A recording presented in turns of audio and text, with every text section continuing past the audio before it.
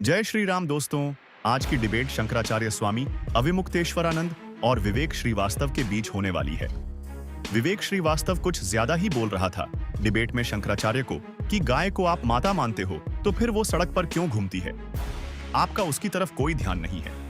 ये सुनने के बाद शंकराचार्य ने विवेक श्रीवास्तव को ऐसा धोया कि सातों जन्मों तक याद रखेगा।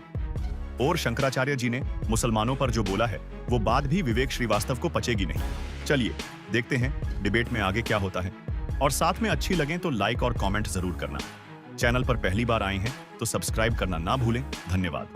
चलिए शुरू करते हैं। तो गौ रक्षा के लिए जो लोग कानून हाथ में लेते हैं वो आपके हिसाब से ठीक करते हैं? भाई, गौ रक्षा के लिए कानून हाथ में लेने के लिए हमको आदेश है। हमारे शास्त्र कहते हैं कि गौ हत्यारे को गोली मार दो, है आदेश।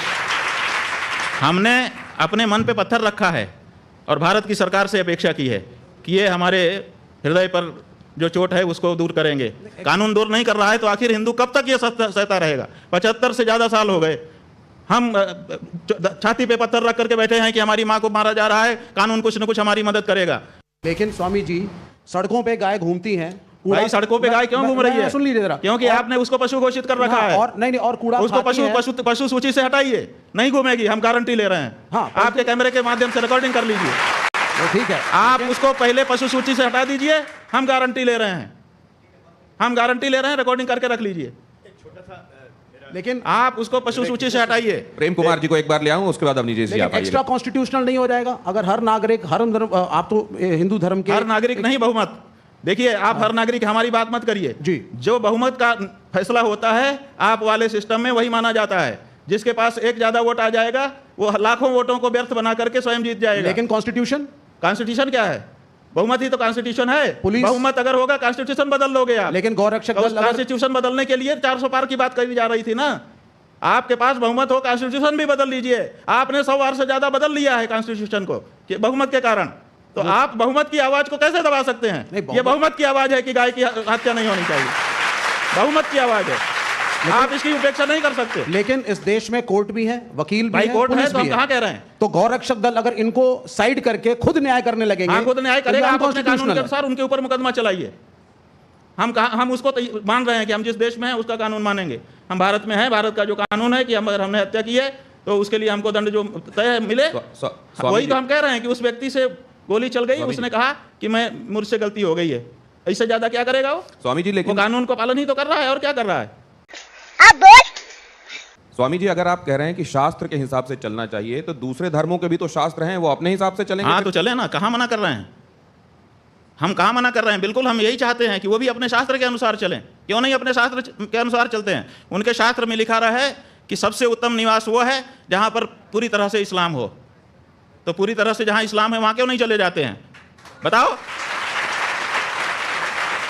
हमारे बीच में क्यों रह रहे हैं वो? यही तो सवाल है। वो पूरी तरह से अपने धर्म का पालन करें, इसी के लिए 57 देश बना लिए उन्होंने। नहीं, लेकिन देश तो अपने चले जाएं, वहां पे पालन करें। और वक्फ बोर्ड के नाम पे जहां पे नहीं है वहां चले जाएं और जमीनों को एनक्रोच कर लें।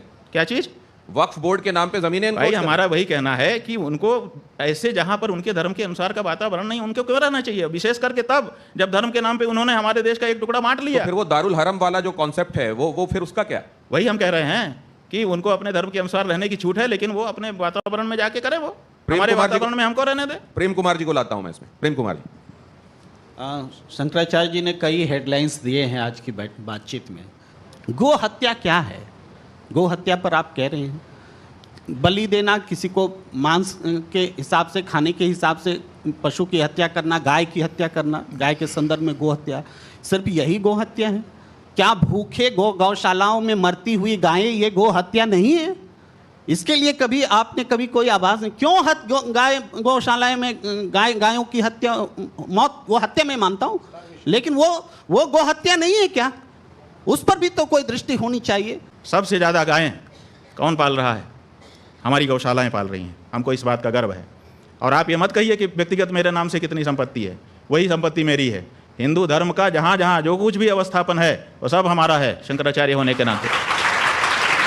जितनी गौशालाएं हैं वो सब हमारी हैं और हम वहाँ पर गौओं की रक्षा कर रहे हैं।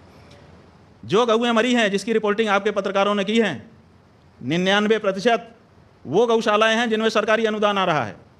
उन गौशालाओं में गाय की हालत खराब हुई जब आपने कहा कि हम इस गौशाला में अनुदान करेंगे। अनुदान का जो पैसा है वो भ्रष्टाचार की भेंट चढ़ गया और गाय मर गई। आप निकाल लीजिए, सारी रिपोर्टिंग निकाल लीजिए। कौन दोषी है आपके हिसाब से और कौन ज्यादा दोषी? हम ये कह रहे हैं कि आप हमसे ये पूछ रहे हैं कि नाग अच्छा कि सांप अच्छा।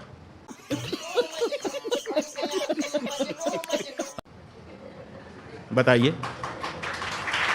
आप ऐसा फंसा रहे हैं कि किसी का भी नाम ले दें और हमको काट ले।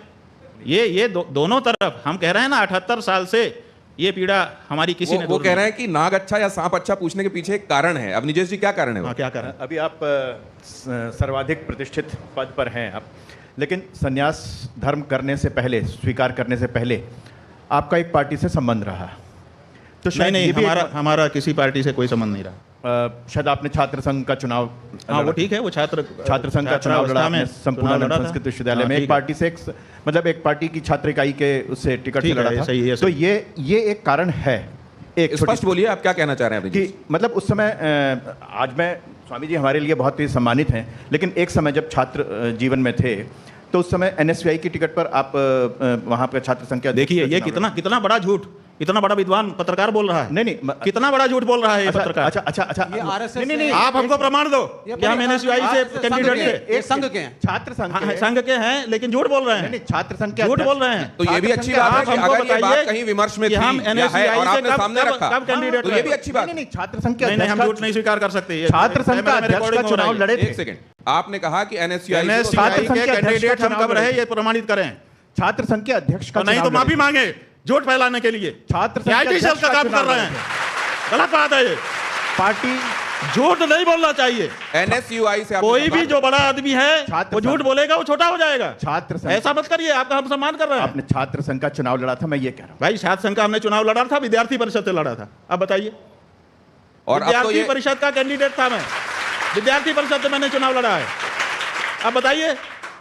बेटा तुमसे ना हो पाएगा, हमें तुम्हारे लक्षण बिल्कुल ठीक नहीं लग रहा है, तुमसे ना हो पाएगा। आज एक बहुत बड़ी सामने साफ बात आ गई कि जो एक विभ्रम फैलाया जा रहा था, स्वामी जी के मुख से स्वयं ये बात सामने आई कि वो किसी राजनीतिक पार्टी और खासतौर से एनएसयूआई की टिकट पर नहीं लड़े। ये बहुत बड़ी सच्चाई सामने आई है, क्योंकि ऐसा आपके बारे में फैलाया जा रहा था, इसलिए उन्होंने बात रखी स्वामी जी। तो इससे उनसे नाराज मत होइए, ये अच्छा हुआ कि ये बात सामने आ गई। हम कह रहे हैं ना कि झूठ भी बहुत कुछ फैलाया गया है, तो झूठ को कम से कम जो बड़े लोग हैं उनको कंफर्म करना चाहिए। स्वामी जी क्या कि जो वो व्हाट्सएप यूनिवर्सिटी में आएगा वही, अगर बड़े लोग, विचारवान लोग अगर वही बोलने लगेंगे तो आम आदमी का क्या होगा? तो अगर कोई एक व्यक्ति किसी एक पार्टी में नेता है और उसको ये लग रहा है कि पार्टी अब सिद्धांतों के अनुरूप नहीं, अरे तो 5 साल प्रतीक्षा करो ना, फिर नए चुनाव में नई पार्टी में जाकर के लड़ लो। तुम आए थे बिना सोचे विचारे आ गए थे, आंख बंद करके, नींद में आ गए थे कि नशे में आ गए थे पार्टी में। जिस समय चुनाव लड़ रहे थे उस समय सब ठीक था, और बाद में अचानक तुमको लगता है कि ये पार्टी ठीक नहीं है, इसके विचार ठीक नहीं है। अब वो जिसका हमने विरोध किया वो पार्टी ठीक हो गई। अगर वो भी ठीक हो गई, तुम्हारे मन में कोई बात आ गई, अंदर जाने पे तुमने देख लिया, मान लो, तो कम से कम जब जिसके साथ आए हो अगले स्टेशन तक तो ट्रेन में ही रहोगे कि बीच में कूद जाओगे। जिस तरह तुम वीडियोस देखते हो बेटा, सब्सक्राइब क्यों नहीं करते? इस बार जरूर करना, बहुत पुण्य मिलेगा।